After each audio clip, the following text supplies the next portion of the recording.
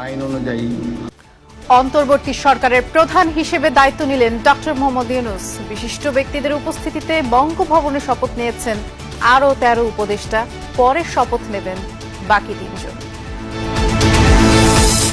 বিমানবন্দরে ডক্টর ইউনূসকে স্বাগত জানালো ছাত্র জনতা। দেশকে পুনর্জন্ম দিয়েছেন তরুণরা, তাদের হাত ধরে সামনে এগিয়ে যেতে হবে। স্বাধীনতার সুফল প্রতিটি মানুষের ঘরে পৌঁছাতে হবে, তা না হলে স্বাধীনতার কোনো দাম নেই। আপনারা যদি আমার উপরে বিশ্বাস রাখেন, আমার উপরে ভরসা রাখেন, তাহলে নিশ্চিত করেন যে দেশে কোনো জায়গায় কারো উপরে হামলা হবে না। অন্তর্বর্তী সরকারের সাফল্য নিয়ে আশাবাদী বিএনপি। বললেন, গণতন্ত্র পুনরুদ্ধার ও অর্থনীতি দ্রুত সচল করাই প্রধান কাজ। রাষ্ট্রীয় প্রতিষ্ঠানগুলো সত্যিকার অর্থে কার্যকর করার তাগিদ বিশিষ্টজনদের। বৈষম্যমুক্ত সাম্যের বাংলাদেশ গড়ার স্বপ্নে বিভোর তরুণ প্রজন্ম।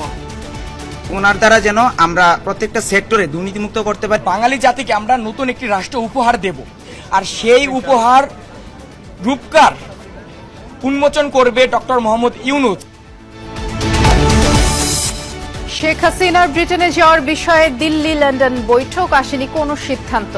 বাংলাদেশে স্থিতিশীলতা ফিরবে আশা যুক্তরাষ্ট্রের। আইজি নির্দেশে রাজধানীর বিভিন্ন ইউনিটগুলোতে রিপোর্ট করছেন পুলিশ সদস্যরা। সড়কের শৃঙ্খলা রক্ষার কাজে ক্লান্তি নেই শিক্ষার্থীদের।